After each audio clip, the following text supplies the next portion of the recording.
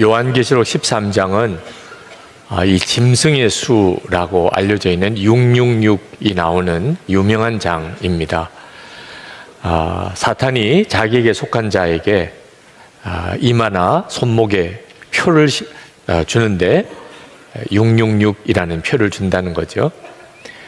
우리 성도들은 무슨 일이 있어도 어떤 핍박이 있든지 또 어떤 유혹이 오든지 결코 짐승의 표를 받아서는 안 됩니다. 그 말씀을 하는 것이 요한계시록 13장입니다.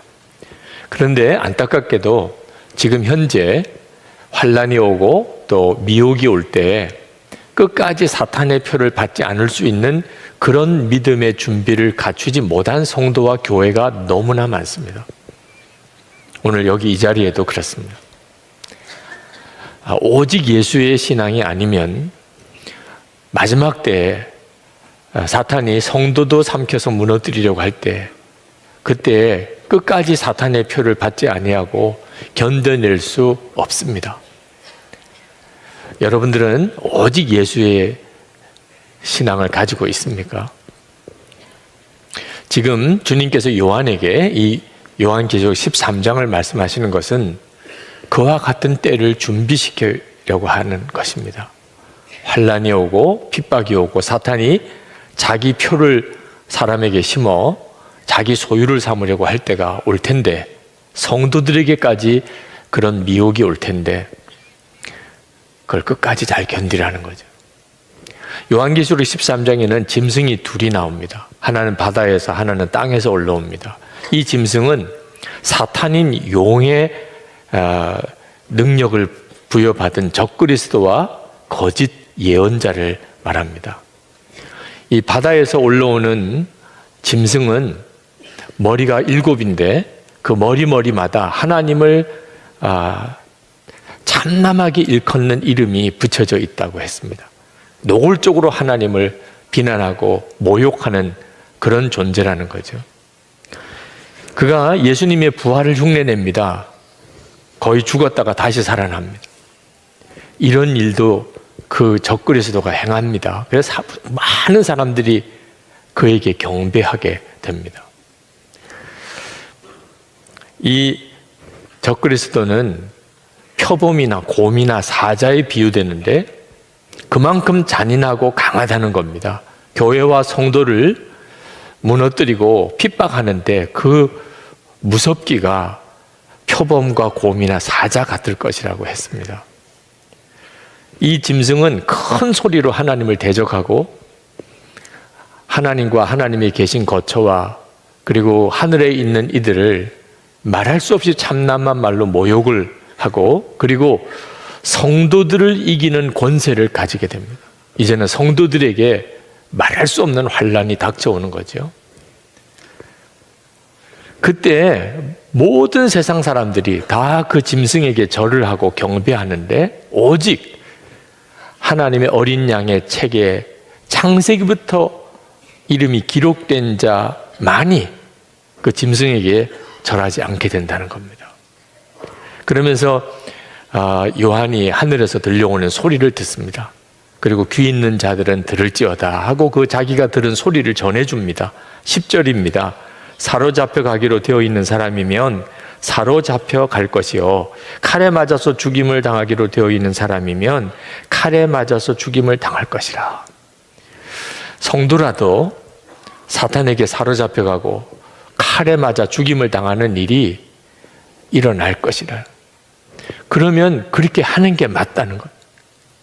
그때의 성도의 인내와 믿음이 필요하다는 것. 절대로 그것을 나는 받지 않겠다고 도망가서는 안 된다는 겁니다. 적그리스도가 나타날 때 성도들에게 환란이 오고 죽임을 당하는 일이 생기게 될 그때 우리가 어떤 믿음으로 그 상황을 이겨낼 수 있습니까? 오직 예수의 믿음입니다. 그 믿음을 가지고 있는 것이 그렇게 중요한 것입니다. 이어서 땅에서 올라온 짐승이 등장합니다. 그도 예수님을 흉내냅니다. 어린 양 예수라고 그러죠. 그래서 뿔이 둘 있는데 그도 뿔을 2개 가지고 나타납니다. 겉으로 보면은 예수 그리스도인 것 같이 보이는데 그 말은 용의 말을 한다고 그랬습니다. 그러니까 완전히 미혹하는 거짓 예언자이지요. 그에게도 권세가 있는데 하늘에서 불이 내리게도 하는 능력을 행합니다. 그리고 첫 번째 짐승이, 바다에서 올라왔던 짐승이 거의 죽었다가 다시 살아나게 하는 기적을 행합니다. 그래서 사람들로 하여금 다 그 짐승에게 경배하게, 절하게 만드는데 만약에 절하지 않는 사람은 다 죽여버린다고 그랬습니다. 이런 정말 끔찍하고 또 두려운 적그리스도와 거짓 예언자의 역사가 나타나게 될 것이다. 지금은 우리는 그 시대라고 말하기는 어렵습니다.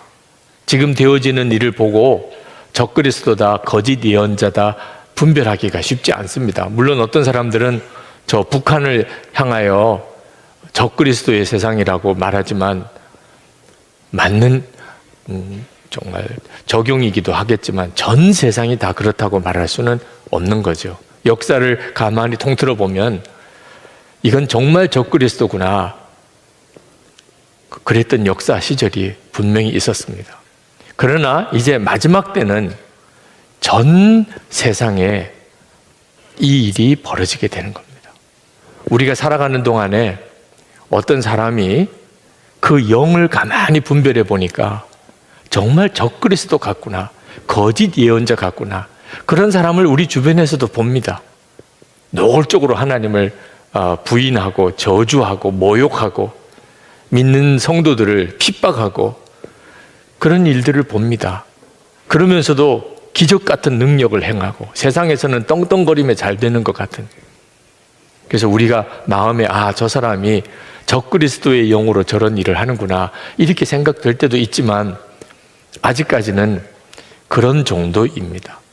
그러나 이제 마지막 때가 되면 온 세상에 적그리스도와 거짓 예언자가 역사하는 때가 온다는 겁니다. 그때 우리가 이겨낼 믿음, 그래도 사탄의 표를 받지 않을 믿음이 우리에게 있어야 합니다. 1910년부터 1945년까지 36년 동안 우리는 일본의 지배를 받았는데 그때 교회가 무서운 영적인 공격을 당했습니다. 그게 신사참배입니다. 우상을 숭배하지 말라, 절하지 말라 했음에도 신사참배는 우상이 아니다. 그러면서 목사와 장로 교인들에게 신사참배를 강요했습니다. 그때 당시에 한국교회 지도자들, 목사님과 장로님들 중에 무슨 일이 있어도 내가 죽을지언정 나는 우상숭배하지 않을 거다, 이런 확실한 믿음이 준비되어 있지 않았었습니다. 그래서 대부분의 목사와 장로와 교인들이 다 신사참배했습니다. 그분들 중에는 한경직 목사님 같은 분도 계십니다. 그러나 다 그랬던 건 아닙니다. 주기철 목사님 같이 순교할지라도 신사참배하지 않았던 그런 믿음의 사람들, 주님을 배반하지 않았던 사람들이 있었습니다. 여러 순교자가 났습니다. 한국교회가 그때 완전히 무너질 뻔했습니다. 마귀에게. 마귀는 작정을 하고 한국교회를 무너뜨리려고 했습니다. 그런데 죽으면 죽으리라 라고 고백하면서 결코 사탄에게 절하지 않았던 그런 우리의 믿음의 선배들 때문에 하나님이 한국교회를 지켜주셨습니다. 우리도 그리해야 하는 겁니다. 이제 마지막 때가 올 때 사탄이 무섭게 교회와 성도들을 무너뜨리려고 미혹하고 핍박할 때, 우리가 일제시대 때 그 어처구니 없이 많은 한국교회가 우상숭배했던 그 죄를 반복하면 안 됩니다. 이제는 정말 우리가 준비해야 합니다. 이 사탄의 표인 666이 무엇인가에 대해서는 아주 오랜 동안 논란이 있어 왔습니다. 한때는 바코드가 666이다 그랬던 적도 있었고, 신용카드가 666이다 그랬던 적도 있었고, 유럽 공동체가 666이다 그러기도 했었고, 요즘에는 생체 인식 표, 베리칩이라고 하나요?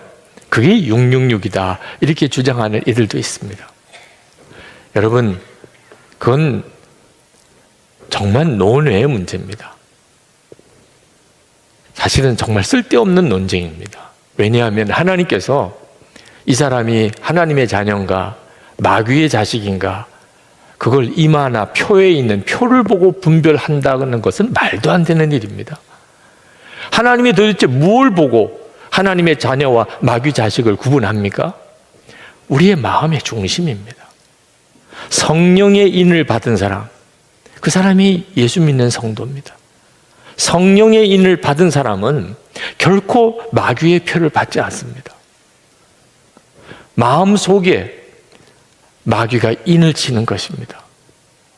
물론 이 생체 인식이라는 이런 방법을 통해서 마귀가 사람들을 완전히 장악할 가능성은 충분히 있습니다. 지금도 그런 기술은 다 개발됐다고 하고, 만약에 마귀가 정치적인, 경제적인 어떤 세력을 실제로 장악하게 되면 얼마든지 기독교인도 예수 못 믿도록, 만약에 그렇지 않으면 사지도 팔지도 먹지도 못하게 그렇게 만들 수 있는 세상이 될 수 있습니다. 그러나 이 생체 인식 표가 사탄은 아닙니다. 중요한 것은 우리의 마음의 중심입니다. 여러분은 성령의 인을 받은 사람입니까? 이 성령의 인을 받은 사람은 표시가 나게 되어 있습니다. 아무도 모르게 성령의 인을 받을 수는 없습니다. 말이나 행동이나 모든 결정이 성령의 인을 받은 사람은 어쩔 수 없이 그게 드러나게 되어 있습니다. 예수님께서 정말 내 마음에 계신지 저는 한동안 몰랐습니다. 목사의 아들로 자랐지만 예수님이 누구신가는 들어서 배웠는데 그 예수님이 제 안에 계시다는 것은 한동안 몰랐습니다. 그랬기 때문에 저는 오직 예수라고 하는 말이 처음에는 상당히 거슬렀고 너무 부담스러웠고 전혀 기쁨이 아니었습니다. 오직 예수라고 하는 것은 너무 지나치게 생각이 들었습니다. 사람을 너무 얽매는 거라고 생각했습니다. 예수를 믿어도 꼭 그렇게 믿어야 돼? 그런 생각이 들었습니다. 이유는 하나밖에 없습니다. 예수님을 알지만 예수님이 마음에 임하신 것은 몰랐기 때문에 그렇습니다. 여러분들 중에도 오직 예수라고 하는 것이 부담스러운 분이 있으실 겁니다. 이유는 하나입니다. 여러분 이렇게 주일에 교회에 와서 예배는 드리지만 아직도 예수님이 여러분 안에 계신 것은 분명히 모르고 있기 때문에 그렇습니다. 성경은 예수님이 어디 계시느냐에 대해서 너무나 놀라운 말씀들을 하고 계십니다. 예수 믿는 성도의 마음에 예수님이 계십니다. 우리는 질그릇 같은 존재인데 보배이신 예수님을 모시고 사는 사람입니다. 이것을 진짜 믿게 된다면 오직 예수가 안 될 수가 없습니다. 한 여인이 결혼을 해서 임신을 하게 되었다고 합시다. 정자와 난자가 합해져서 작은 한 세포를 만들고 그것이 그 여인의 자궁의 착상이 되어지면 그걸 임신이라고 하잖아요. 이렇게 한 아이를 잉태하게 되는 순간에 그 여인의 삶은 완전히 바뀌어지게 됩니다. 온통 그 태중에 있는 아기 생각만 하게 됩니다. 몸가짐도 달라지고 먹는 음식도 달라지고 듣는 음악도 달라지고 다 그 태아를 위해서 하게 됩니다. 감기가 걸려도 감기약도 안 먹습니다. 태아에게 해로울까 봐. 심지어는 맹장 수술을 받아야 되는데 태아에게 해로울까 봐 마취하지 않고 수술을 받았다는 그런 산모 이야기도 들었습니다. 아기만 생각나는 거죠. 여러분, 한 여인이 아기를 잉태한 것, 비교할 수 없는 것이 예수 그리스도께서 우리 안에 임하신 것입니다. 이걸 진짜 안 믿으니까 문제인 거예요. 예수 그리스도께서 내 안에 계신 것을, 내 안에 오셨다는 사실을 정말 믿게 되면 우리는 항상 예수님 생각하게 됩니다. 정말 오직 예수입니다. 말하는 것도, 행동하는 것도, 결정하는 것도 오직 예수입니다. 주변 사람들이 다 알게 되어 있습니다. 초대교회 성도들 오직 예수였습니다. 그래서 그들은 그리스도인이라는 별명을 받았습니다. 이 그리스도인은 그리스도밖에 모르는 사람, 십자가의 예수밖에는 모르는 사람, 완전히 예수님에게 미친 사람, 그런 뜻입니다. 우리도 꼭 그렇게 됩니다. 여러분 가족이나 주변에 있는 친구나 직장 동료들에게 여러분은 오직 예수의 사람으로 그렇게 인식되어져 있겠습니까? 이런 믿음, 오직 예수의 믿음을 가진 사람만이 마지막 때에 사탄이 모든 사람에게 짐승의 표를 주어서 그것 가지고 사고 팔고 이렇게 세상을 만들어 갈 때도 나는 절대 그 표를 받을 수 없다. 그럴 수 있는 겁니다. 요한이 마지막 때를 살아가려면 지혜가 필요하다고 했습니다. 그 지혜는 사탄을 분별하는 겁니다. 지금 이것이 사탄의 역사냐? 이것이 사탄이 주는 미혹이고 사탄이 주는 핍박이냐? 그게 깨달아져야 마지막에 사탄의 표를 받지 않을 수가 있는 겁니다.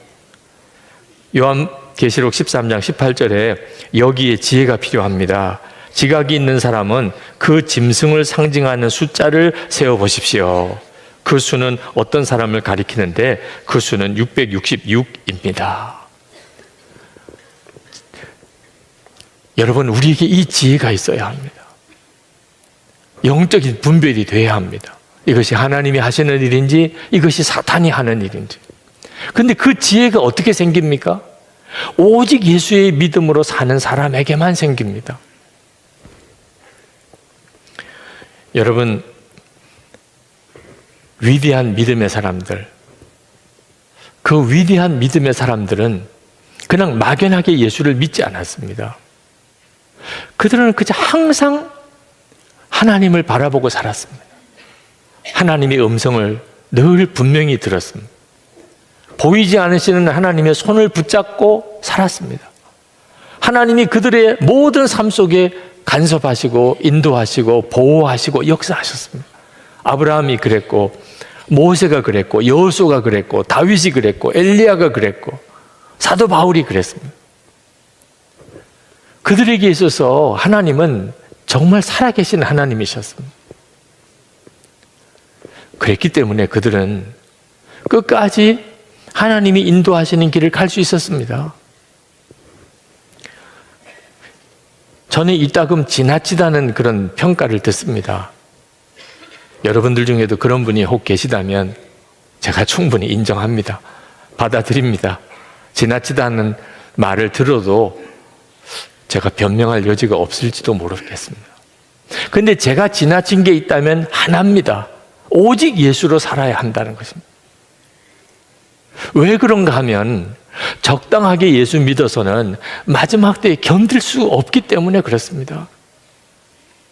여러분이 예수 믿는 것을 그저 죄 사함 받고 그저 하나님의 자녀가 되어서 이 세상 사는 동안에 이런저런 복을 누리다가 그러다가 죽으면 천국에 가는 것 정도로만 생각하고 계시다면 그건 적당하게 예수를 믿는 겁니다. 그런 믿음은 마지막 때를 견딜 수가 없습니다. 환난이 오고 핍박이 오고 무서운 적그리스도와 거짓 예언자들이 일어나서 미혹할 때 그 믿음은 다 무너져 버립니다. 사탄의 표를 안 받을 도리가 없습니다. 지금부터 오직 예수의 믿음으로 살아야 마지막 내가 순교해야 될 때가 오면 순교할 믿음이 생길 수 있는 겁니다. 지금은 순교할 시절이 아닙니다. 지금은 우리가 열심히 일하고 살아야 될 때입니다. 그렇지만 언제까지나 이렇게 편안한 때가 계속 될 거라고 생각하시면 안 됩니다. 예수 믿는 것이 목숨을 걸지 않으면 안 될 만큼 그런 어려운 때가 올 수 있고 그때를 준비해야 됩니다. 지금 같은 이런 시절에도 고난이 너무 무섭고 손해보는 게 너무 두렵고 유혹 앞에서 너무 쉽게 무너져 버리는, 여러분, 이런 믿음이라면 환난의 때를 어떻게 견딥니까? 그러니 지금 좀 지나치다는 말을 듣는 사람이 사실은 바로 가고 있는 겁니다. 오직 예수, 저 사람은 오직 예수야. 여러분, 그럴 때 사탄의 역사에 대한 분별이 생깁니다. 그 사람은. 운동선수가 이제 시합을 준비할 때 연습을 엄청나게 하잖아요. 그렇게 엄청나게 연습을 하면 나중에 몸이 저절로 알아서 움직인다는 거예요.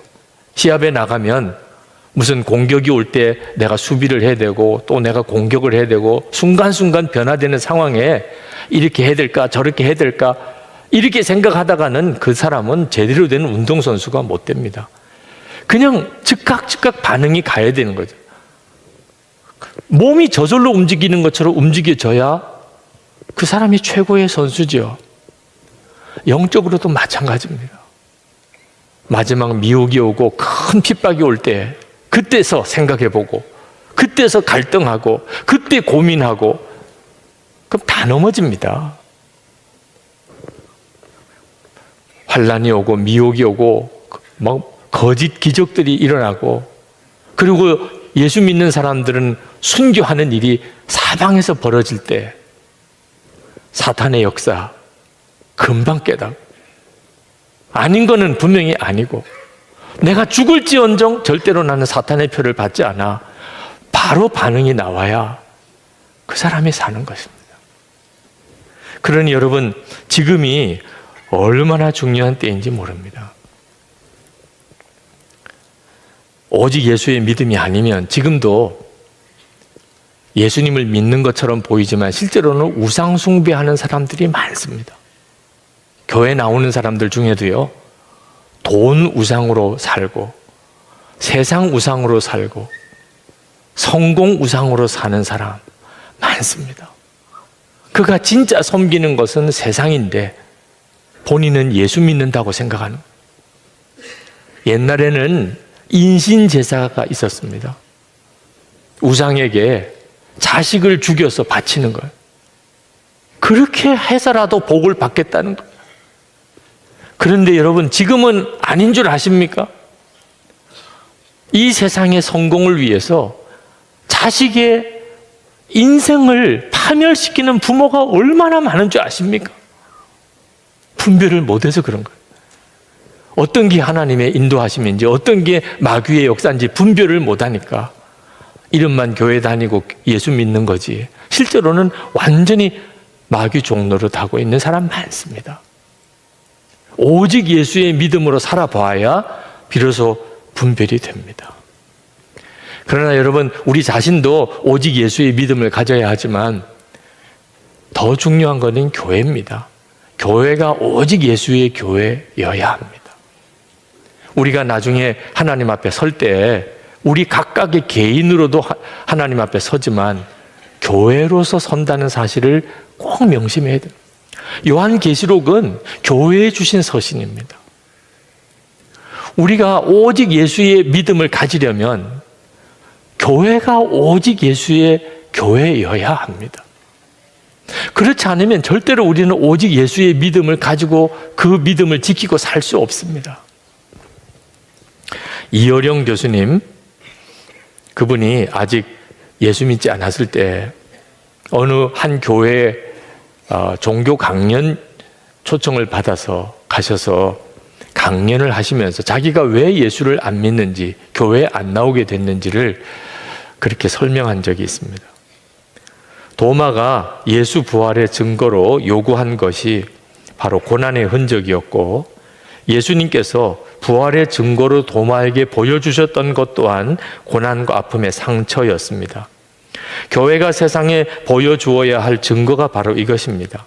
진리 때문에 고난당한 흔적, 시대의 아픔에 동참한 상처 자국, 세상을 살리기 위해 스스로 당한 희생의 흔적. 그러나 오늘날 교회는 이러한 흔적과 자국을 보여주지 못하고 있습니다. 교회가 이 세상을 향하여 보여주는 것이라고는 집단화된 이기심, 거대한 야망, 그리고 세속화된 성공주의와 출세주의뿐입니다. 이것은 예수 그리스도께서 보여주셨던 증거가 결단코 아닙니다. 누구든지 나에게 예수 그리스도께서 인류를 위해 당하셨던 고난의 상처와 아픔의 흔적을 보여줄 수 있는 교회를 소개해 주십시오. 그러면 나는 그 교회 교인이 되겠습니다.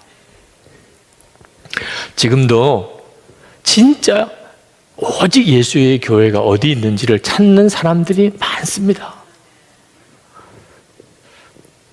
진짜 오직 예수의 교회가 서야 합니다.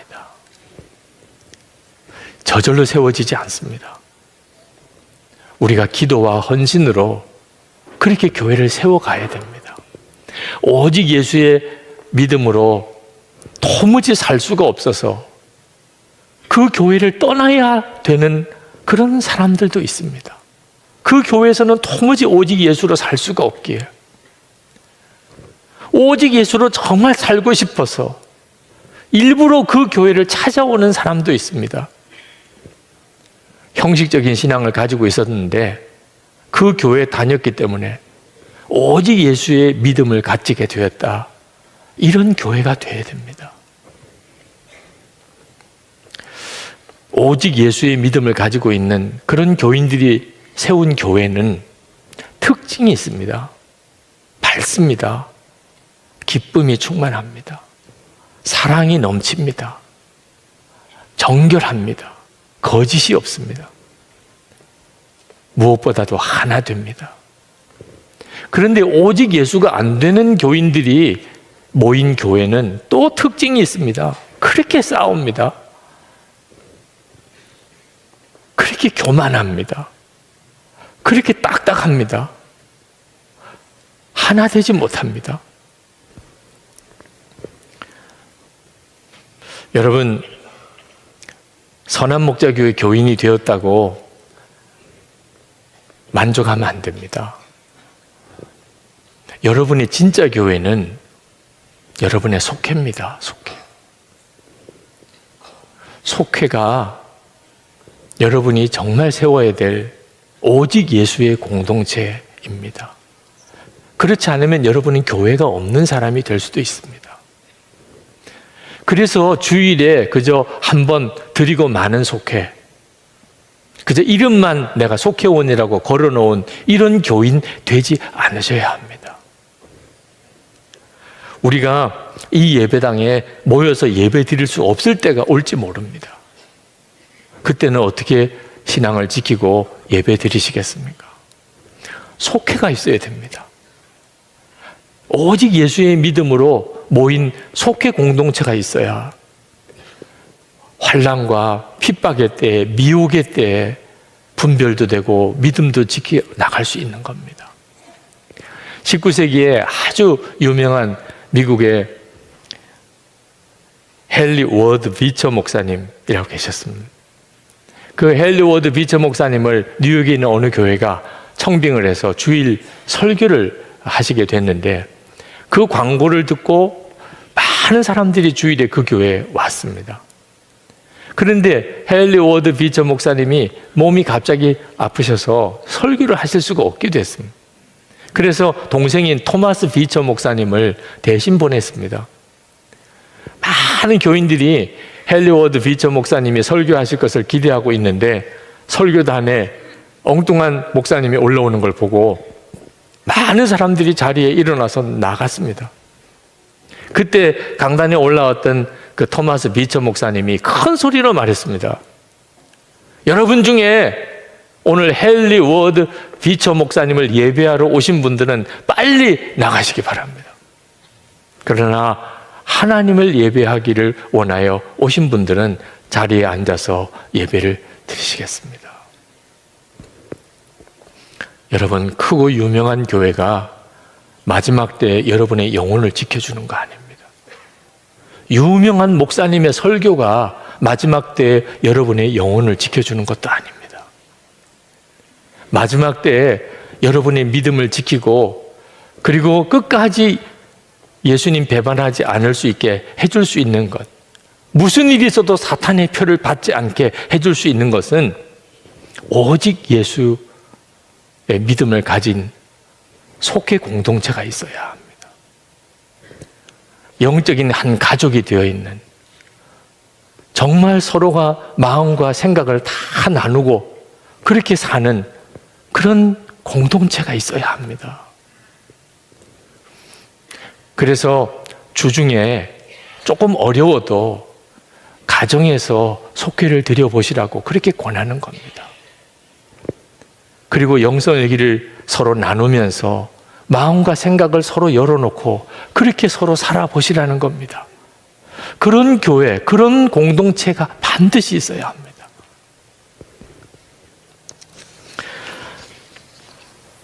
자, 이제부터 오직 예수로 살리라 결단하셔야 합니다. 아직까지 마음에 내가 아직 오직 예수의 믿음은 아닌데 이런 생각이 드시는 분은 뒤로 미루시면 큰일 납니다. 그러다가 그냥 마지막이 옵니다. 지금 결단해야 합니다. 주님, 제가 오직 믿음으로 사는 것은 너무 지나치다, 너무 부담된다고만 생각했는데 제가 생각을 바꾸겠습니다. 지금 오직 믿음으로 살지 못하면 마지막 때는 정말 견뎌낼 수 없음을 제가 깨달았습니다. 제게 오직 예수의 믿음을 주소서. 나와 함께 계신 주님을 바라보게 해주소서. 그리고 오직 예수의 믿음을 가진 성도들이 연합한 그런 속회 공동체, 교회 공동체를 제가 세우게 해주시옵소서. 여러분 다 일어나셔서 우리 찬양 같이 하시고 기도하셨으면 좋겠습니다. 힘들고 어려운 일이 많지만 찬송으로 이기는 성도들 되시기를 축복합니다. 다니엘 김 선교사님이 사역을 하시다가 참 힘든 일이 많이 겹쳐서 왜 나만 이렇게 힘든가 그 생각을 오랫동안 한 적이 있었답니다. 어느 날 아주 낯선 분이 찾아와서 하나님이 말씀을 전하라고 당신에게 전해줄 말이 있다고 찾아왔습니다. 혹시 이단이 아닌가 이런 걱정도 되었지만 한번 말을 해보라 그랬더니 그가 하는 이야기가 기도하는데 하나님께서 다니엘 김 선교사에게 가서 말하라 하시더랍니다. 제발 좀 힘들다는 말 좀 하지 마라. 내가 더 힘들다. 그렇게 말하라 그러셨습니다. 그리고 갔어요. 정말 한순간 멍하더랍니다. 그러면서 주님의 마음이 그대로 느껴지더랍니다. 이 정도도 힘들면 넌 어떻게 나와 함께 계속 동행할 수 있겠느냐. 그래서 그 다음부터는 아무리 힘들고 어려운 일이 있어도 힘들다는 말을 하지 않게 되었다고 그렇게 간증하는 말씀을 들었습니다. 요한계시록이 우리에게 주시는 메시지입니다. 하나님은 우리들에게 하고 싶으신 말이 아무리 힘들고 어려운 일이 우리 가운데 온다 할지라도 힘들다 하지 마라. 죽겠다고 하지 마라. 하시는 말씀을 하는 겁니다. 지난 주간에 우리가 보았던 요한계시록 13장에서는 사탄의 조종을 받고 있는 짐승이 자기 사람들, 자기 세력에 들어와 있는 사람들의 이마와 오른쪽 손목에 666이라는 표를 심어주고 그 사람들만 물건을 사고 팔 수 있게 만들어 놓는 그런 무서운 핍박이 나옵니다. 그런데 바로 그 다음 오늘 요한계시록 14장에 보면은 주님께서 요한에게 하늘을 보게 하시고 하늘에 있는 거룩한 성도들을 보게 하십니다. 14만 4천의 무리들이 어린 양 예수 그리스도와 함께 서서 하나님께 찬양을 드리는데 그 14만 4천 명의 무리들의 이마를 보니까 하나님의 이름과 어린 양의 이름이 기록되어 있더라 하는 것입니다. 요한계시록을 가만히 읽어보셔서 이제 아시겠지만 이 땅에서 벌어지는 성도들과 교회에 말할 수 없는 고통과 그리고 그 다음 장에서는 하늘에서 펼쳐지는 말할 수 없는 영광스러운 교회를 번갈아 보여주고 있습니다. 무슨 의도일까요? 교회와 성도들이 사탄이 역사하기 때문에 환난을 당하고 어려움을 겪을 수밖에 없지만 절대로 땅에서 되어지는 일만 보고 판단하지 말라는 것입니다. 하늘을 보아야 한다는 겁니다. 하늘에 영광스러운 교회와 성도들이 있음을 바라보면서 예수 그리스도에 대한 믿음을 끝까지 지키고 가야 한다는 거예요. 비록 죽임을 당할지라도 그 믿음을 잃어버리면 안 된다는 것입니다. 요한 사도는 14만 4천 명을 바라보면서 큰 소리를 듣습니다. 많은 물소리 같기도 하고 큰 뇌성이 치는 것 같이 강한 소리가 들려오는데 이게 무슨 소린가 하고 들어보니까 노래였다는 겁니다. 14만 4천 명이 어린 양 예수 그리스도 앞에 서서 그들이 부르는 찬양 소리가 그렇게 컸다는 거예요. 이 14만 4천 명만 부를 수 있는 노래라고 그랬습니다. 여러분, 14만 4천 명이 단순히 14만 4천 명 그 숫자가 아니라는 것은 이미 말씀을 드려서 아실 겁니다. 구약과 신약에 있는 모든 성도를 말합니다. 14만 4천이라는 수는 상징적인 숫자로서 셀 수 없이 많다는 의미를 가지고 있습니다. 하나님의 자녀들이 셀 수 없이 많은 하나님의 자녀들이라는 표현이죠. 그러나 여러분, 이렇게 교회만 다닌다고 내가 14만 4천 명에 들어갈 것이라고 생각하면 큰 착각입니다. 오늘 요한계시록 14장에 보면 도대체 어떤 사람들이 14만 4천 명에 들어갈 수 있는지를 말씀하고 있어요. 이걸 제대로 여러분이 분명히 깨닫지 못하면 신천지 이단에 휘둘리게 됩니다. 14만 4천 명을 어떤 사람이었나? 여인으로 인하여 몸을 더럽히지 않는 정결한 성도라고 그랬습니다. 어린 양 예수가 이끄시는 대로 어디든지 따라가는 자라고 그랬습니다. 하나님과 어린 양의 첫 열매, 이 첫 열매라는 것은 하나님의 소유라는 뜻입니다. 하나님과 어린 양의 첫 열매된 성도라고 그랬습니다. 그들은 그 입에 거짓말이 없습니다. 그들은 정말 온전히 신실한 사람들입니다. 이것이 14만 4천 명 성도를 말합니다. 그저 주여 주여 하는 자가 다 14만 4천 명의 무리에 들어가는 게 아니라는 겁니다. 삶으로 증거가 되는 사람입니다. 정말 저 사람은 예수 그리스도의 사람이구나. 그 고백뿐만 아니고 삶을 보니까 그렇구나. 그렇게 인정받는 사람이라는 겁니다. 여러분, 이제 하나님의 심판이 시작이 됩니다. 천사들이 하나님의 심판에 대한 메시지를 전합니다. 그리고 추수 심판이 이제 임하게 됩니다. 처음에 천사가 나타나서 이제 하나님의 심판이 곧 임하게 되었으니 하나님을 두려워하고 그를 경배하라고 그렇게 외치고 지나갑니다. 또 다른 천사가 나타납니다. 음행으로서 빚은 진노의 포도주를 모든 민족들에게 마시게 했던 큰 도시 바벨론이 이제 무너졌다.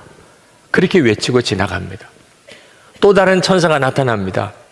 그 천사는 그 진노의 포도주를 마시고 그리고 마귀의 표를 받은 사람, 마귀에게 경배하는 자,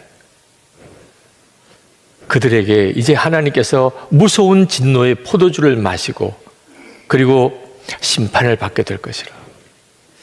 하나님을 정말 믿는 자, 그리고 예수 그리스도를 정말 믿는 성도에게는 인내가 필요하다 하는 외침을 하고 지나갑니다. 그리고 이제 추수심판이 옵니다. 예수 그리스도께서 흰 구름 위에 좌정하시고 나타나시는데 머리에는 금면류관을 쓰시고 날선 낫을 들고 계십니다. 그리고 또 한 천사가 또 날선 낫을 들고 등장을 합니다. 예수 그리스도께서 그 낫으로 휘두르시니까 알곡들이 다 추수가 됩니다. 그런데 천사가 낫을 휘두를 때는 포도들이 다 추수가 되어서 진노의 포도주 틀에 다 저장이 되고 그리고 그 포도주 틀을 밟으니까 거기서 엄청난 피가 흘러나오고 온 땅에 피가 다 덮어버렸습니다. 1600 스타디온이라고 나오는데 이스라엘의 남쪽과 북쪽까지의 거리를 말합니다. 모든 땅을 의미하는 거죠. 여러분, 이 성경 속에서 마지막 심판의 날 두 추수가 있다는 것을 알 수가 있습니다. 하나는 알곡 성도를 거두는 추수입니다. 예수 그리스도께서 다 거두십니다. 알곡 성도를. 또 하나는 진노의 포도주 틀에 내 던짐을 받는 무서운 심판의 추수가 있습니다. 이 알곡 성도는 끝까지 믿음을 버리지 아니하고 순교할지라도 예수 그리스도를 배반하지 않은 성도들을 말합니다. 진노의 포도주 틀에 내 던져지는 이 포도 같은 사람은 먹고 사는 것 때문에 마귀의 표를 받는 것입니다. 환난과 핍박이 무섭다고 예수 믿는 믿음을 저버린 사람들입니다. 여러분, 만약에 여러분들이 알곡이냐 또는 진노의 포도주 틀에 던져지는 자냐 라고 묻는다면 여러분은 어느 쪽이 분명하다고 말할 수 있습니까? 알곡 신자와 진노의 포도주 틀에 던져지는 자 사이에는 중간에 없습니다.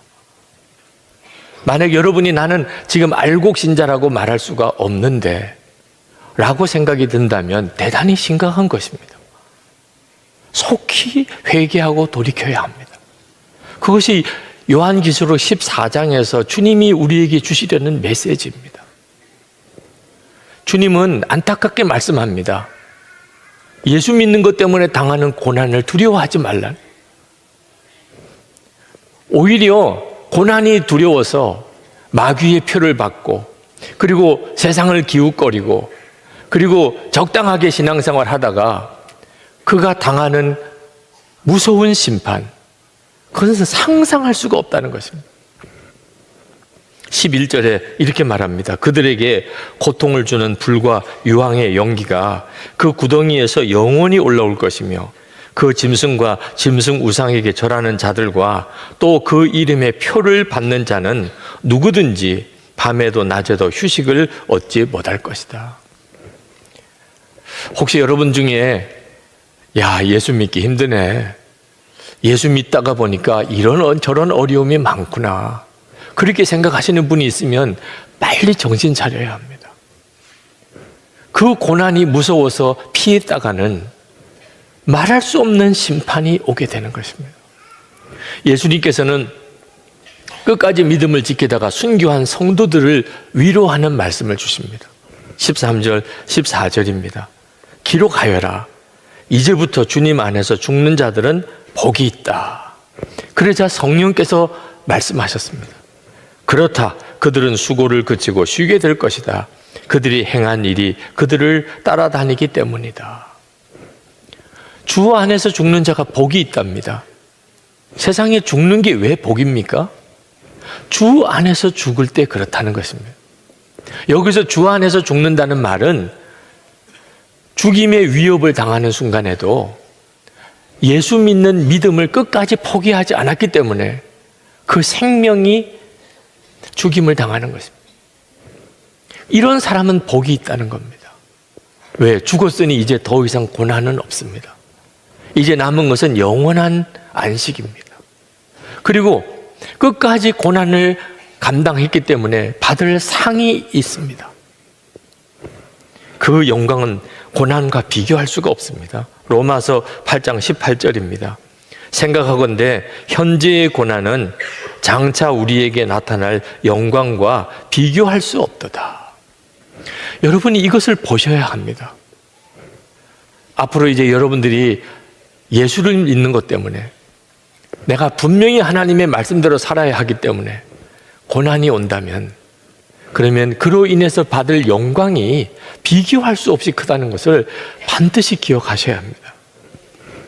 우리는 다 순교하는 복을 받지 않았을 수 있습니다. 우리 중에 실제로 순교할 자는 극히 적은 수일지도 모릅니다. 그러나 우리 모두는 다 순교의 믿음은 한 가지로 가지고 살아야 합니다. 그래야 주 안에서 죽는 자가 되는 겁니다. 여러분, 믿음이 약한 자는 주 안에서 죽을 수 없습니다. 환난이 오고 핍박이 올 때 믿음이 약한 자는 다 도망가고 숨어버립니다. 믿음이 약한 자는 유혹이 올 때 그 견뎌내지를 못합니다.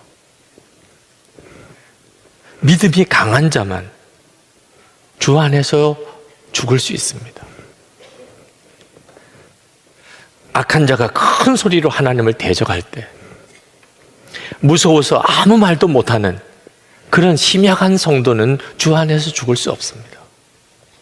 하나님의 뜻이 아닌 줄 분명히 알면서도 그 말을 하면은 왕따 당할까 봐, 따돌림 당할까 봐, 비난을 당할까 봐 모른 채 하고 넘어가는 그런 나약한 믿음으로는 절대로 주 안에서 죽을 수 없습니다. 이스라엘 백성이 가나안 땅에 정탐꾼 12를 보냈습니다. 그들이 돌아와서 보고를 하는데 10사람은 그 가나안 땅을 악평을 합니다. 이제 우리는 꼼짝없이 죽었다고 믿음 없는 보고를 했습니다. 그 말을 듣고 온 이스라엘 백성들이 통곡을 했습니다.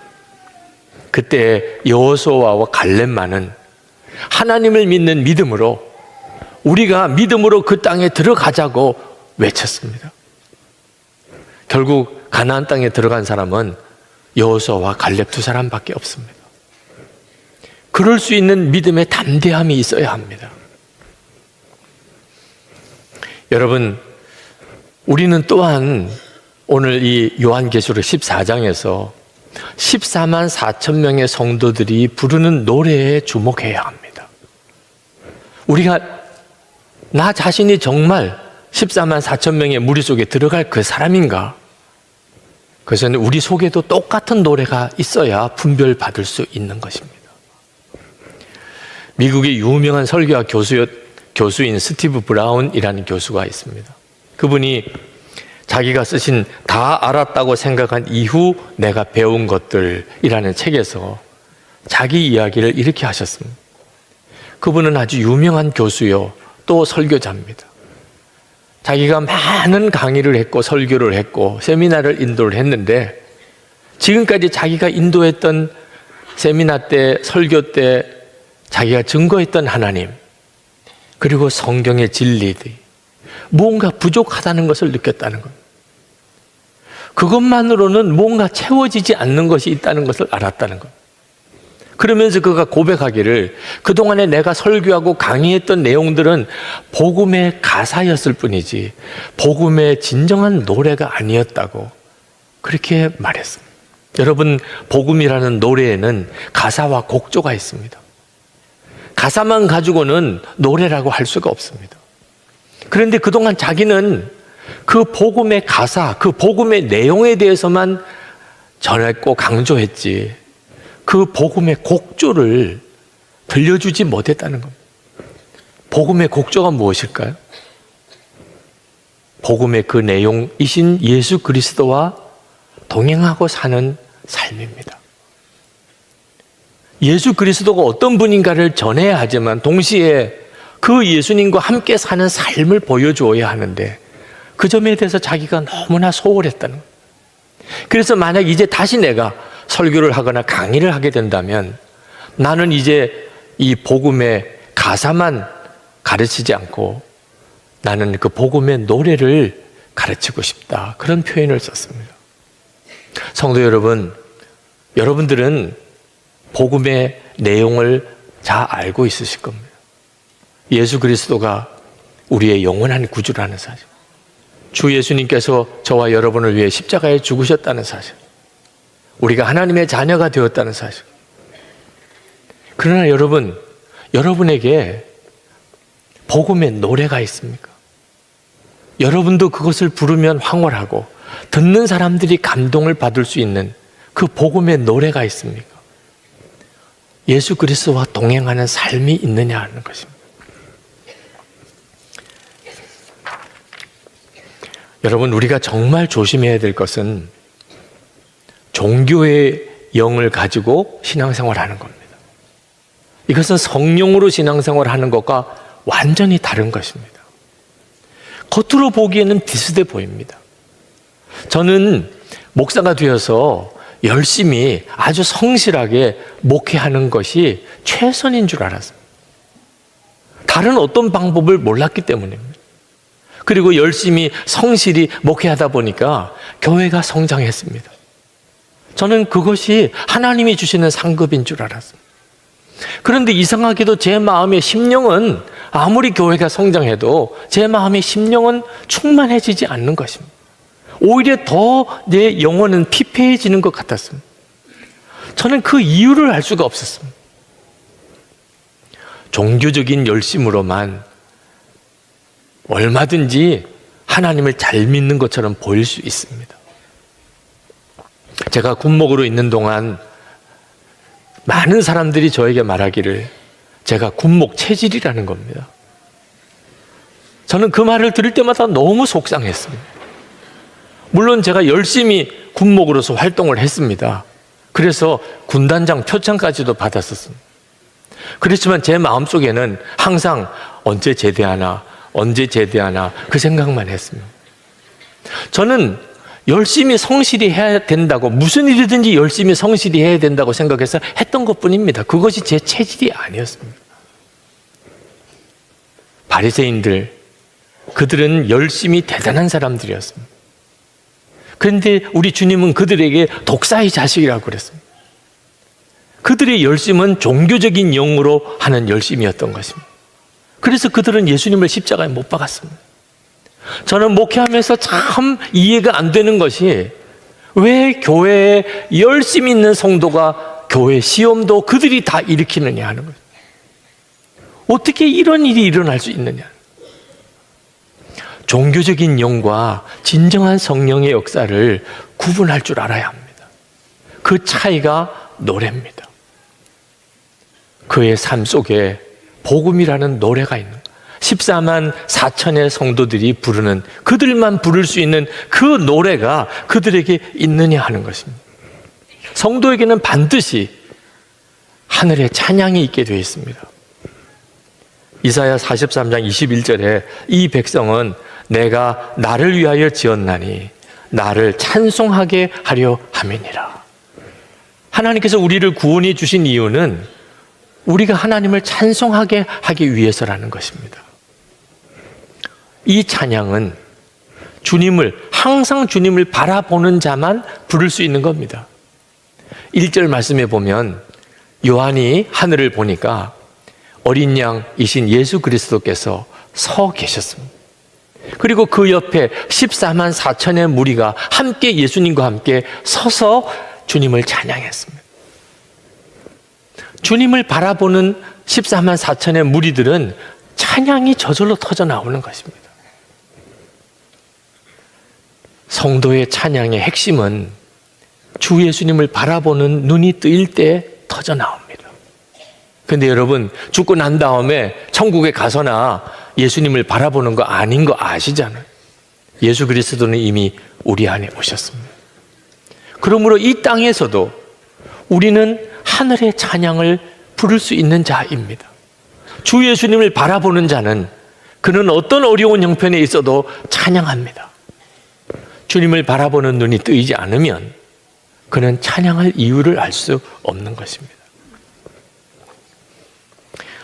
이 찬양의 특징은 고난 중에 불러지는 찬양이라는 것입니다. 바울과 실라가 빌립보에서 복음을 전하다가 붙들려서 매를 맞고 지하 감옥에 내던져졌습니다. 한밤중에 그들이 얼마나 아팠고 힘들었고 억울했겠습니까? 그런데 바울과 실라는 그 지하 감옥에서 한밤중에 찬송을 불렀습니다. 여러분, 그 이야기를 다 잘 아실 것입니다. 그러나 여러분 중에 나도 그와 같은 사람이 되어야 되겠다고 생각하는 사람은 그렇게 많지 않을 겁니다. 복음 전하다가 두들겨 맞고 지하 감옥에 던져지는 이런 삶을 살고 싶은 사람이 누가 있습니까? 그러나 여러분, 이제는 보는 관점을 좀 바꿔야 됩니다. 그 바울과 실라가 빌립보 감옥에서 하나님께 찬양을 드렸을 때 하나님은 얼마나 기뻤겠습니까? 마귀의 진은 얼마나 흔들렸겠습니까? 천사들은 얼마나 부러웠겠습니까?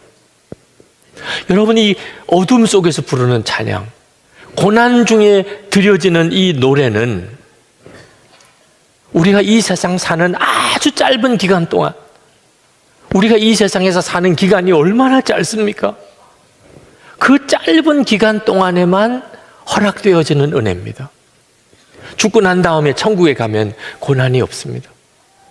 천사들은 고난을 당하지 않습니다.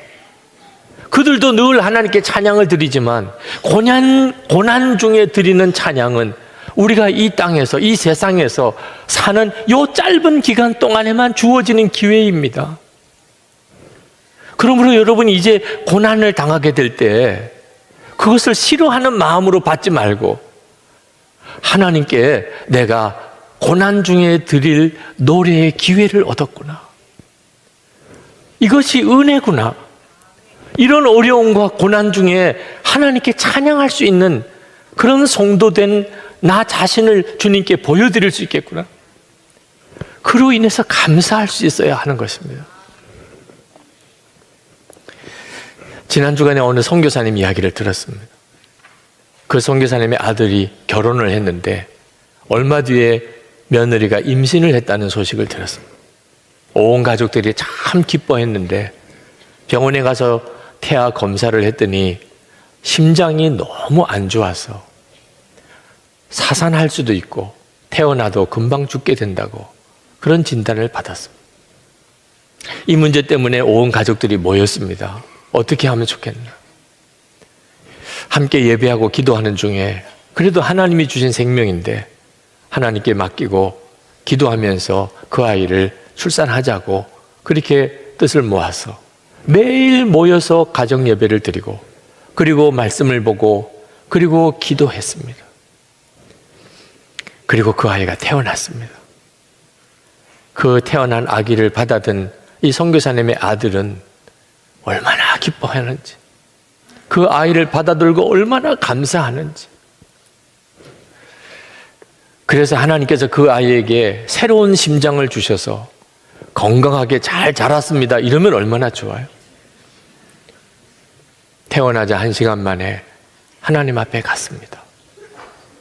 그렇게 기뻐하던 그 아들이, 그 아이가 숨을 거두자 그만 낙심하고 말할 수 없는 비통한 슬픔에 사로잡히는 것을 보고 그 선교사님이 그 아들과 내외에게 이렇게 이야기를 했습니다. 어떤 사람은 100살을 넘게 사는 사람도 있고 어떤 사람은 1시간 살다가 인생을 마치는 사람도 있다. 근데 둘 중에 어느 쪽이 하나님을 기쁘시게 했는지는 그것은 누구도 단정할 수가 없는 일이라. 그 말을 들은 그 선교사의 아들이 마음의 회복을 얻었습니다. 그리고 그 아이 장례를 치르면서 노래를 회복했습니다. 그리고 믿음을 회복했습니다. 그 이야기를 전해 듣고 참 감사했습니다.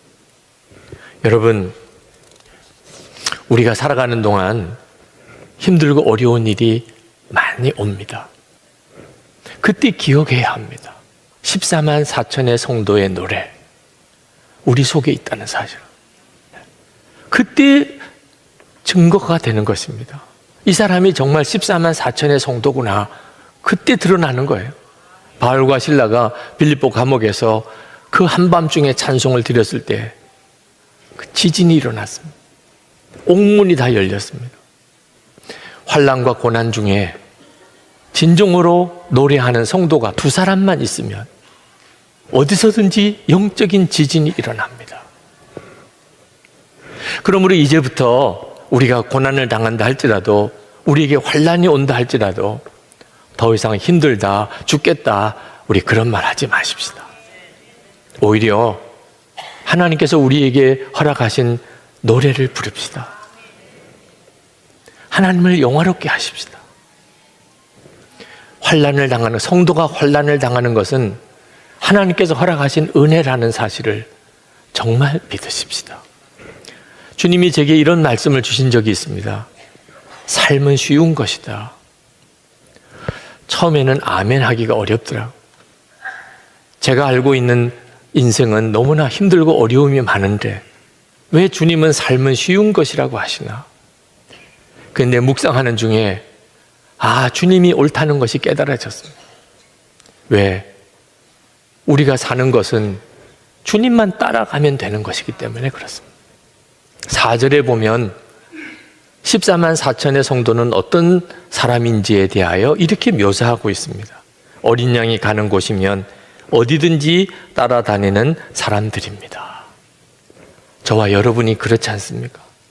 어린 양 예수 그리스도께서 가시면 어디든지 따라가는, 거기에 무슨 고민이 있습니까? 거기에 무슨 갈등이 있습니까? 주께서 하라 하시면 무슨 일이든지 하는, 주님이 멈추시면 어디서든지 멈춥니다. 말 한마디를 해도 주님만 따라가는 것입니다. 그러니 마음속에 근심도 갈등도 고민도 다 없습니다. 노래가 나옵니다. 어떤 형편과 처지에서도 노래하며 사는 성도 되는 것입니다. 주 예수님을 바라보면서 환난과 시련 중에도 14만 4천의 성도의 그 찬송을 부르고 승리하는 성도 여러분 되기를 축복합니다. 우리 그 찬송을 한번 같이 부르시고 그리고 함께 기도하겠습니다. 다 일어나셔서 우리 찬양하십시다. 요한계시록 11장에 주님이 요한에게 마지막 재앙, 7째 천사가 나팔을 불면서 이제 하나님의 마지막 심판이 임하게 된다는 말씀을 주셨습니다. 근데 실제로 하나님이 마지막 재앙은 오늘 계시록 15장부터 나옵니다. 그 전에 요한계시록 12장, 13장은 사탄이 교회를 공격하는 것에 대한 말씀을 주십니다. 그걸 잘 분별하라는 거죠. 교회가 고난당하는 이유는 사탄이 교회를 무너뜨리려고 함이라. 그리고 요한계시록 14장에서는 하늘의 영광을 보여줍니다. 하늘의 성전과 14만 4천의 성도들이 찬양하는 모습을 보여주면서 요한에게 또 우리에게 이 세상에서 교회가 고난을 당할지라도 위로받고 그리고 끝까지 믿음을 지키라고 권해줍니다. 그리고 이제 요한계시록 15장에 와서 드디어 하나님의 마지막 심판, 7천사의 7대접 심판이 임하게 됩니다.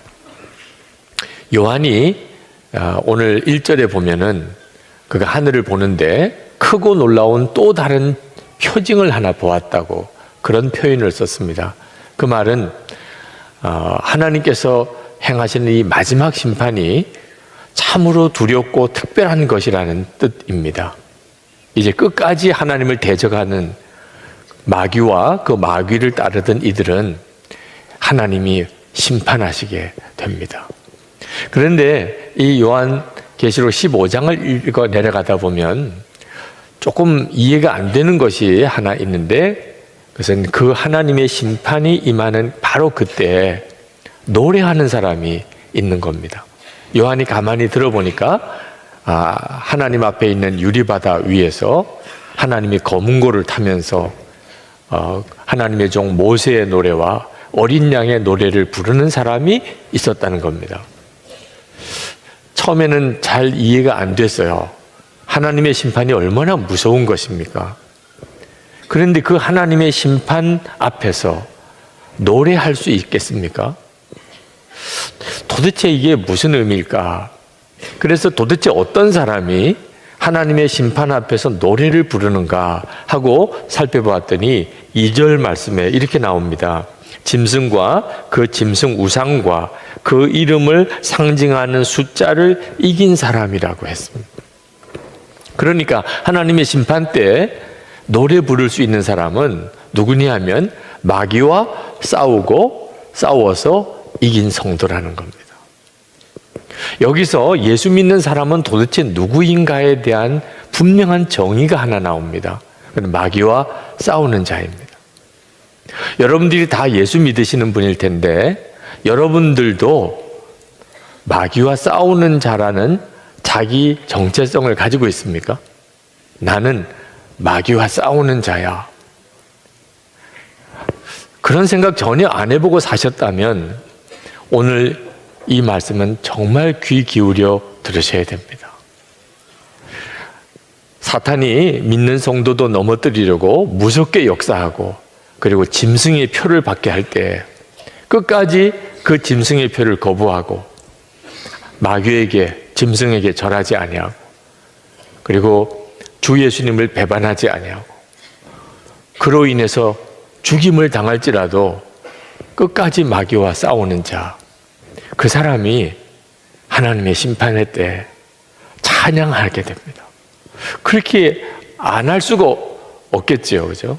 그 환난을 거치고 끝까지 믿음을 지켰고 그리고 의로우신 하나님을 믿고 붙잡았는데 결국 하나님이 악한 자와 마귀를 심판하시게 되니 그날은 그들에게 있어서는 기쁨의 날이죠.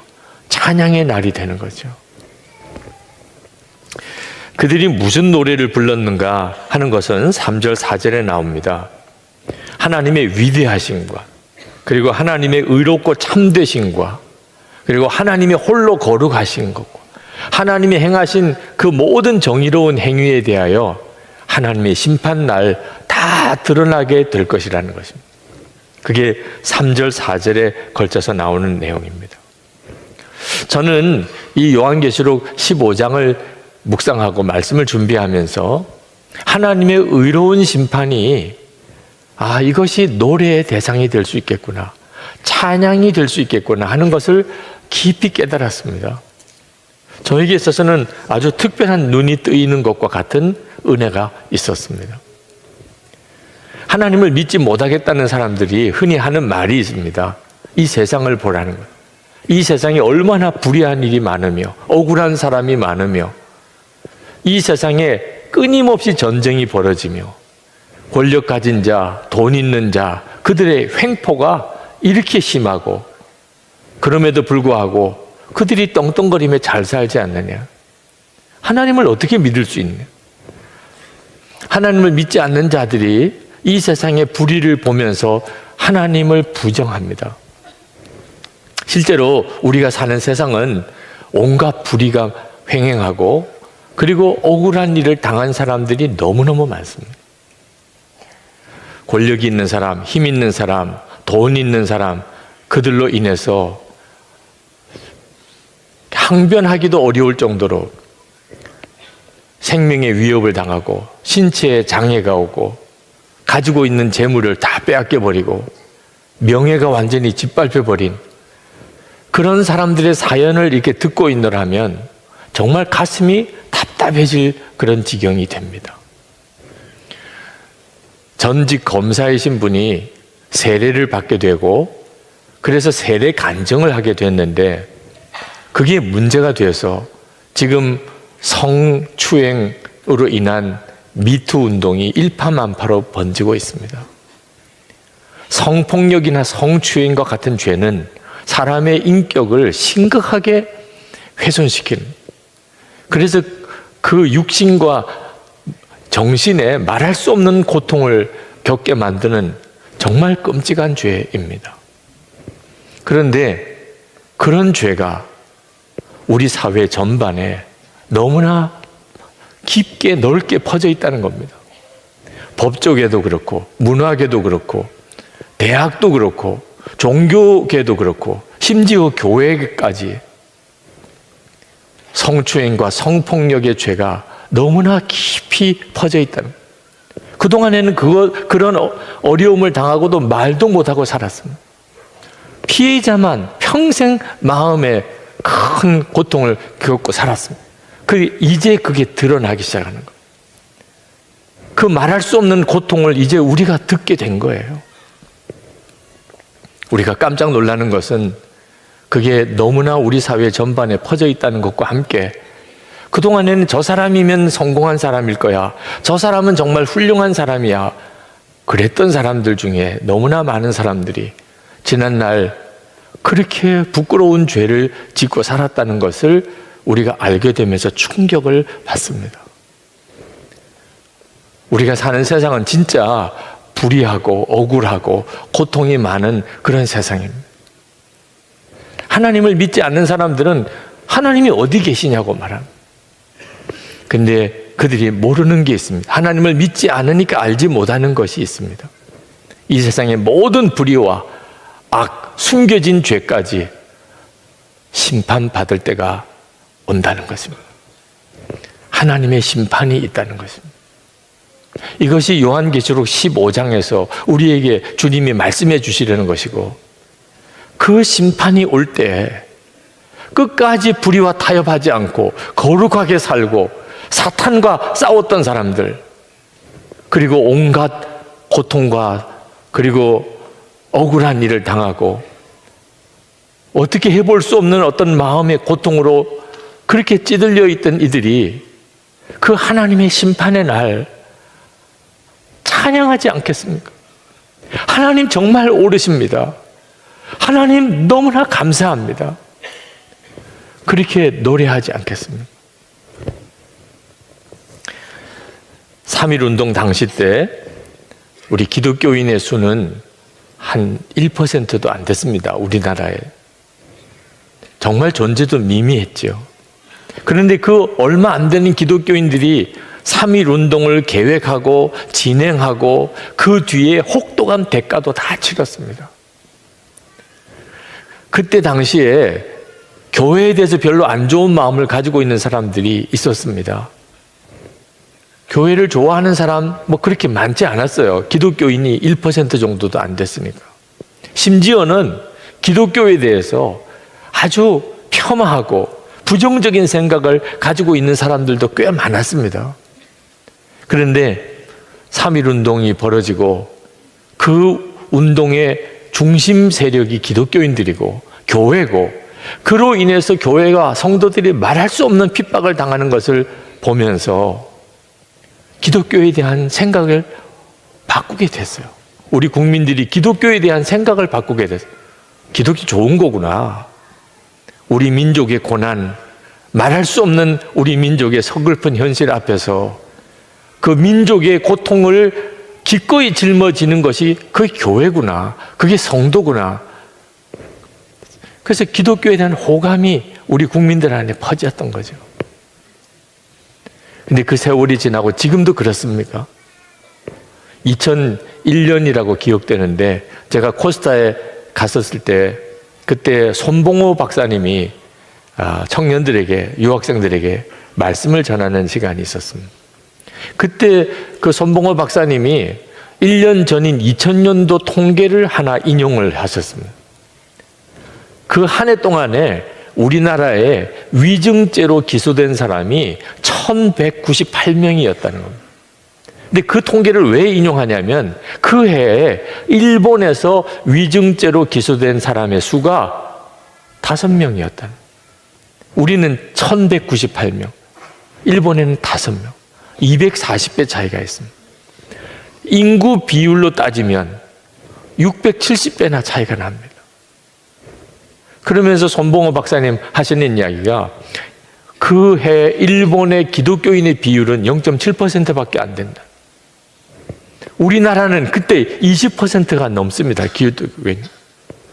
예수 믿는 사람들이 이렇게 많은 것이 그 나라의 정직함에 영향을 줄 수 없다면 도대체 예수 믿는 게 뭔가 하는 것에 대한 심각한 도전을 하셨습니다. 여러분, 왜 이런 일이 벌어지죠? 우리 속에 마귀와 싸우는 자라는 인식이 없는 겁니다.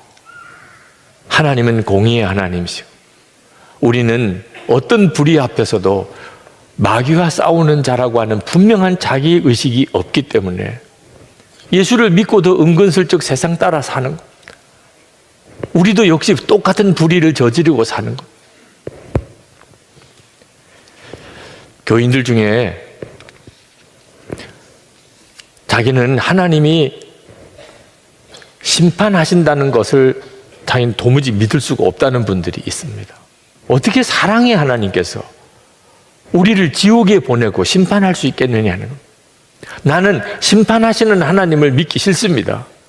나는 사랑의 아버지이신 하나님을 믿을 겁니다. 그렇게 주장하는 사람들이 있습니다. 이런 사람들은 성경의 하나님을 믿는 게 아니고 자기가 믿고 싶은 하나님을 믿는 거죠. 또 하나의 우상입니다. 출애굽할 때 이스라엘 백성들이 금송아지를 만들었습니다. 근데 그들이 만든 금송아지는 하나님 아닌 다른 신이 아니었습니다. 그들은 그렇게 주장했어요. 이 금송아지가 우리를 출애굽시킨 그 하나님이라고. 자기들 마음대로 믿은 거죠. 지금도 얼마나 많은 그리스도인들이 자기가 원하는 하나님만 믿지 성경이 말하는 하나님을 믿지 않고 있습니다. 성경은 분명히 말씀합니다. 하나님은 의로우신 하나님, 심판의 하나님이라고. 시편 89편 14절에 의와 공의가 주의 보좌의 기초라 그랬습니다. 여러분, 하나님의 보좌의 기초는 의와 공의입니다. 그러므로 우리가 하나님 앞에 서려면 반드시 우리 자신도 의와 공의의 사람이 되어야 합니다. 다윗이 자기 뒤를 이어서 왕이 된 아들 솔로몬을 위해서 하나님께 기도할 때 무엇을 제일 먼저 구했는 줄 아십니까? 하나님의 공의였습니다. 시편 72편 1절에 하나님이여 주의 판단력을 왕에게 주시고 주의 공의를 왕의 아들에게 주소서. 7절에 그가 다스리는 동안 정의가 꽃을 피우게 해주시고 저 달이 다 닳도록 평화가 넘치게 해 주십시오. 여러분들도 여러분의 자녀들을 위해서 기도하실 겁니다. 근데 여러분은 무엇을 제일 먼저 구하십니까? 다윗은 하나님의 공의를 구했습니다. 그건 다윗이 하나님이 어떤 분인가를 정확하게 알고 있었다는 뜻이에요. 하나님은 공의로우신 하나님이시니까. 그러니까 아들을 위해서 가장 먼저 빌어주고 싶은 것이 그 하나님의 공의를 주십시오. 우리 이 아들이 다스리는 동안 진리가 꽃을 피우게 해 주옵소서. 여러분도 그렇게 하나님께 기도합니까? 하나님, 내 아들과 내 딸에게 하나님의 공의를 주세요. 거룩하게 살게 해주세요. 그리고 저들의 삶 속에 정의가 꽃을 피우게 해주세요. 그렇게 기도하십니까? 만약에 그런 기도를 해본 적이 없다면 여러분은 하나님이 공의의 하나님이신 것을 아직 정확하게 알고 있는 게 아닙니다. 교회 안에 은밀한 이런 죄가 드러나게 되면 그래서 피해자가 그것을 고백하는 요즘 미투 운동이죠. 그러면 흔히들 덮어버리려고 합니다. 야, 이거 교회 큰 시험 되겠어. 덮어버립시다. 너 혼자 참으면 모두 다 편안해지는 거야. 여러분, 절대 이렇게 하면 안 됩니다. 자기의 말할 수 없는 지난날의 아픔을 고백하는 자를 교회가 따뜻하게 품어주고 보호해주고 그 마음의 상처를 치료해 줘야 됩니다. 여러분, 교회는 죄가 드러나서 무너지는 공동체가 아닙니다. 죄를 덮어버리니까 무너지는 공동체예요. 이건 역사가 주는 교훈이고 성경이 가르치는 것입니다. 고린도 교회에 끔찍한 죄가 있었습니다. 이 세상에도 없는 음행이 그 교회 안에 있었습니다. 그걸 우리가 어떻게 알지요? 사도 바울이 그렇게 분명히 성경에다가 기록을 해두었기 때문에. 고린도전서 5장 1절에 너희 중에 심지어 음행이 있다 함을 들으니 그런 음행은 이방인 중에도 없는 것이라.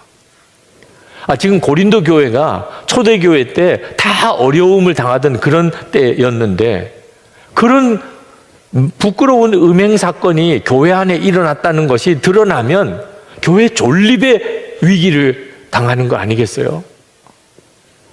교회 안에 이런 일이 있었대. 그러면 세상에 나가서 무슨 전도를 할 수 있겠어요? 그럴 만한 일입니다. 그런데 사도 바울은 그걸 숨기지 않았어요. 분명히 성경에다가 기록하셨어요.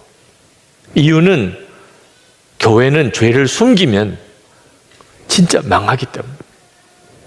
우리가 무슨 죄가 있으면 그 죄를 잘 살피고 드러내어서 다시는 그렇게 되지 않도록 해야 하는 것이 교회가 사는 길인 것입니다.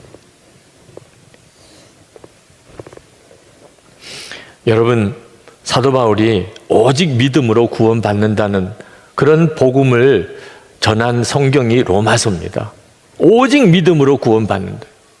그런데 여러분, 이 로마서에 사도 바울이 이런 말을 했다는 것을 아십니까? 로마서 8장 13절에 너희가 육신대로 살면 반드시 죽을 것이로되 영으로서 몸의 행실을 죽이면 살리니. 내가 예수를 믿었으니 이제는 내가 어떻게 살아도 나는 구원받을 거야. 아니라고 그렇게 이야기합니다. 너희가, 여기서 말하는 너희가는 이미 예수를 믿고 있는 로마 교회 교인들을 말하는 것입니다. 육신대로 살면 반드시 죽을 것이라. 믿음으로만 구원받는다고 말했던 로마서에 기록된 성경입니다. 예수 믿었으니 이제는 아무렇게나 살아도 구원은 받은 것이고, 절대 그렇지 않습니다. 우리가 십자가의 은혜를 받은 까닭은 우리의 죄가 용서받는 것만 아닙니다. 하나님의 계획은 하나님의 의로움을 우리에게 덧입혀 주시기 위해서라고 했습니다. 로마서 5장 1절입니다. 그러므로 우리가 믿음으로 의롭다 하심을 받았으니 우리 주 예수 그리스도로 말미암아 하나님과 화평을 누리자. 여러분, 예수님의 십자가로 인해서 여러분의 모든 죄가 사함 받았습니다. 할렐루야입니다. 그러나 또 기억해야 합니다. 여러분은 하나님처럼 의롭다는 인정을 받은 사람. 하나님이 그렇게 인정해 주셨어요. 하나님처럼 의로운 사람이라고 인정해 주셨어요. 그러면 거기에 합당하게 살아야 되는 거죠. 5절부터 8절까지 보면 요한이 하늘에서 장막 성전을 보는 장면이 나옵니다. 이 장막 성전은 하나님이 모세를 통해서 세워주신 성막, 속죄 제사를 드리는 이 성막의 원형입니다. 이스라엘 백성들이 죄를 지으면 그러면 그들이 어떻게 그것을 속죄함을 받습니까? 하나님이 성막을 만들어 주셨습니다. 그래서 죄를 지은 사람이 자기를 대신해서 죽을 희생 제물을 가지고 그 성막에 가서 제사장이 그 피로 하나님 앞에 번제를 드리면 그 죄가 사함을 받게 하신 것입니다. 그런데 이 성막의 원형이 하늘에 있습니다. 장막 성전입니다. 그래서 모세가 그냥 아무렇게나 성막을 만든 게 아니고 그 하늘에 있는 장막 성전의 모든 모양과 그리고 치수를 보고 그대로 이 땅에 만든 거죠. 이 장막 성전을 요한이 보는데 그 성전에 7 천사가 아주 깨끗하고 빛나는 모시옷을 입고 금띠, 가슴에는 금띠를 띠고 등장을 합니다. 그때 하나님 보좌 앞에 있는 네 생물 중에 하나가 그 7 천사에게 하나님의 진노가 담긴 7 대접을 줍니다. 이렇게 해서 이제 하나님의 7 대접 심판이 시작이 되는 겁니다. 그런데 그때 무슨 말씀을 마지막에 7절, 8절에 하셨느냐 하면 그 하나님의 장막 성전이 하나님의 영광의 권능으로 거룩한 연기로 가득 차면서 7 재난이 끝나기까지 아무도 그 성전에 들어갈 수 없다고 했습니다. 여러분, 이 말이 얼마나 두려운 말인지를 알아야 됩니다. 하나님의 그 성막, 장막 성전에 들어갈 수 없다는 이야기는 이제는 회개도 끝났다는 것, 이제는 제사장의 기도도 끝났다는 것, 이제는 다시 돌이키는 것이 이제는 없어졌다는 것, 이제는 심판밖에 남지 않았다. 그 말은 지금 현재 우리가 얼마나 놀라운 은혜를 받고 사는지를 역설적으로 보여줍니다. 지금도 죄가 너무 많고 억울한 사람, 원통한 사람 한둘이 아니죠. 그러나 여러분, 아직도 지금 은혜의 때예요. 지금은 여전히 은혜의 때예요. 회개의 역사가 지금도 일어나고 있어요. 오늘 이 예배당에도 그런 분이 있으실 거예요. 회개하고 주께로 돌이키는 사람 지금도 곳곳에서 일어나고 있어요.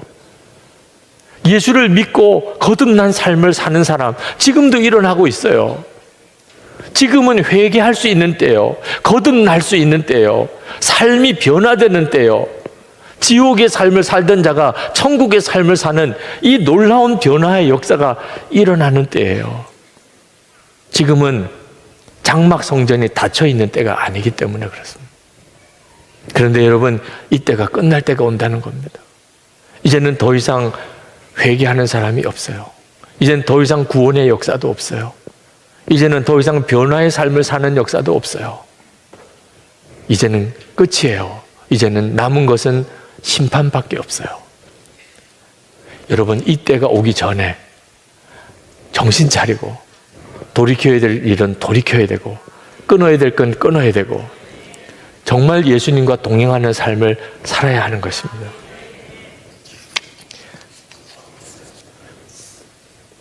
하나님의 용서와 사랑만 알고 마귀만 두려워해서 그저 은근슬쩍 세상과 타협하고 사는 그런 사람은 하나님의 심판의 때에 절대 노래할 수 없습니다.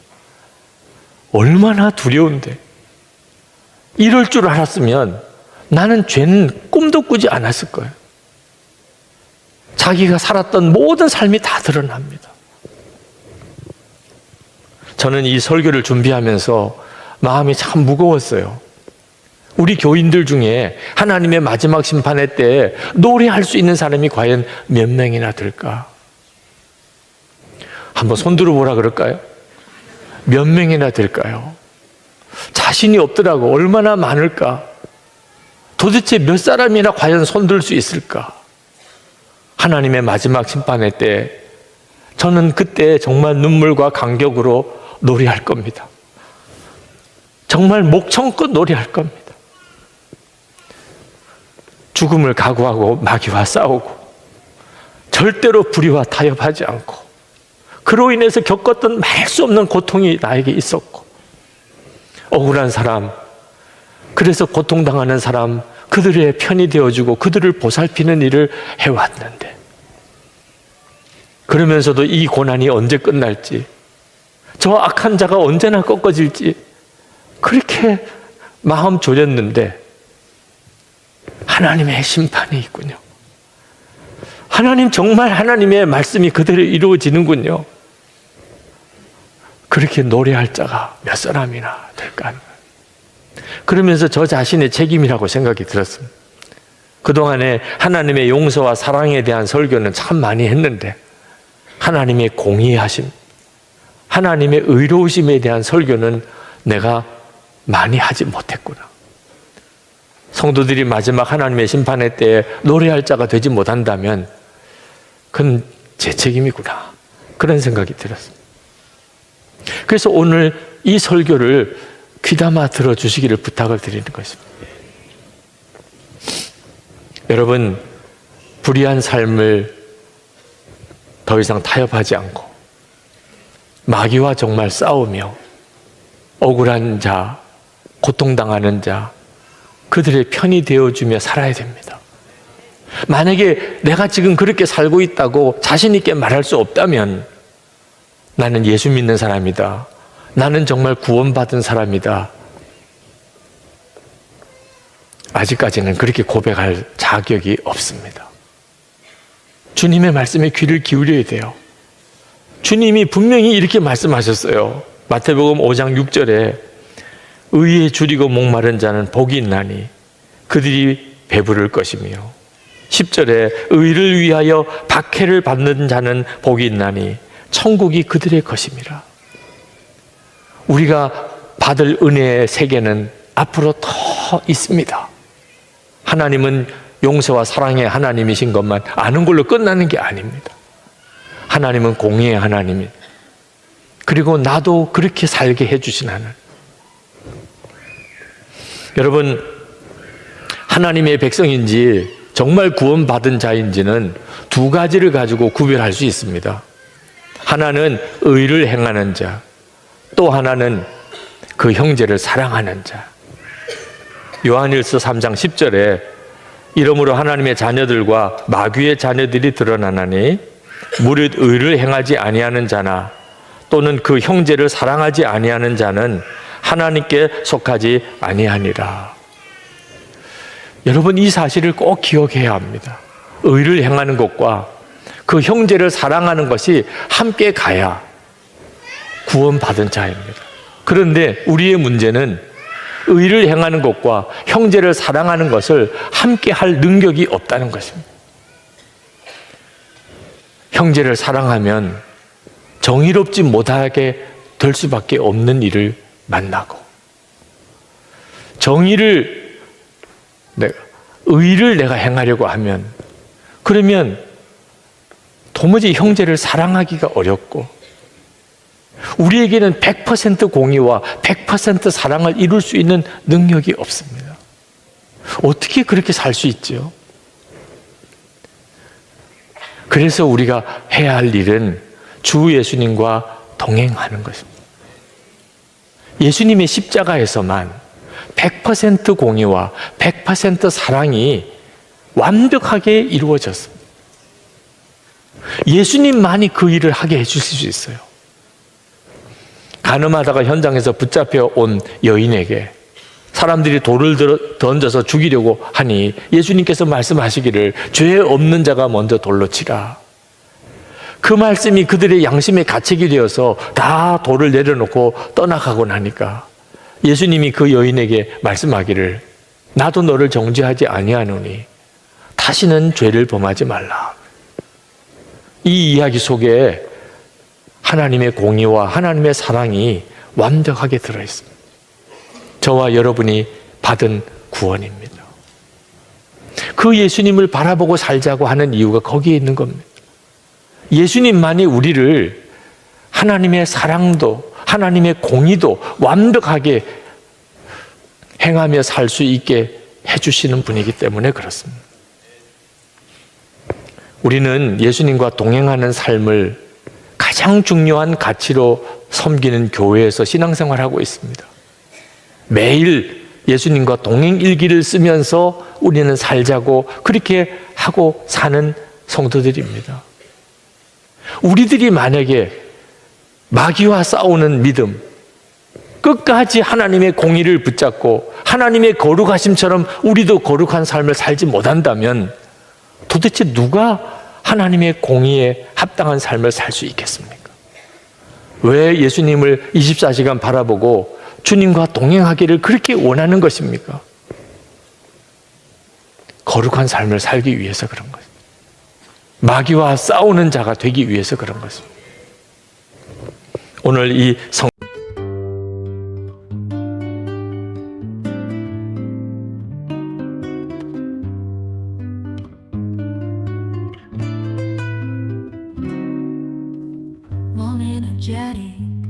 Sassy, standing to try to cast an answer. Hand draws, spreading rumors, spreading panic.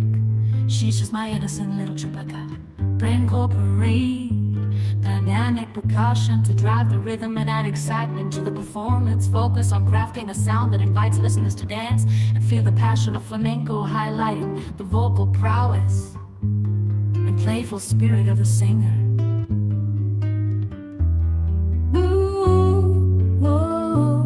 Slow down, no need to be so frantic. You're acting like an actor in a soap opera, spreading rumors and spreading panic. She's just my innocent little chupacabra. Chupacabra, chupacabra, chupacabra.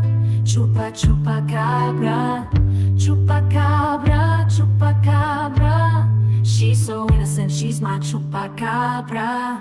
Walking down the street, Chupacabra on a leash. Everybody's staring and everybody's glaring at me. Went down to the park, waited till it was dark. Nobody wants to play, so I wait till they go away. Yeah, I wait all day with my Chupacabra. Chupacabra, chupacabra, chupa chupacabra, chupacabra, chupacabra. She's so innocent, she's my chupacabra. Walking out the door, gotta go to the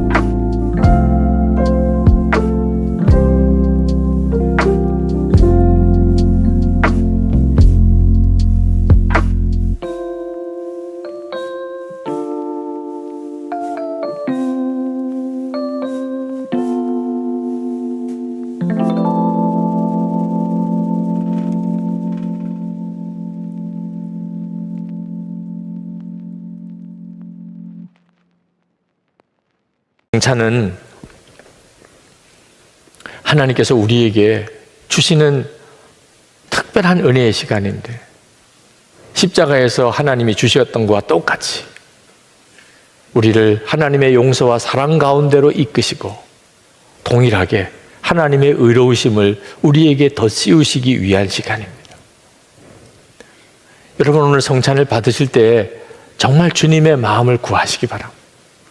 여러분이 원하시는 주님이 아니고 예수님 그분 그 자체를 바라보셔야 됩니다. 용서도 받아야 되고 하나님의 사랑의 위로도 받아야 되지만, 우리를 하나님처럼 의롭게 만드신 하나님에 대하여 우리도 반응해야 합니다. 하나님, 제가 그렇게 살겠습니다. 그리고 여러분이 이 세상 사는 동안 거룩하게 살고, 그리고 마귀와 싸우며 살고, 그래서 하나님의 심판의 날 우리 다 같이 하나님을 노래하는 자 되기를 축복합니다. 이제 우리 같이 통성으로 기도하고 성찬을 받겠습니다. 주님의 마음을 부어주소서. 그리고 하나님의 거룩하심을 바라보는 눈을 열어주소서. 우리 다 같이 기도하시고 성찬을 받겠습니다.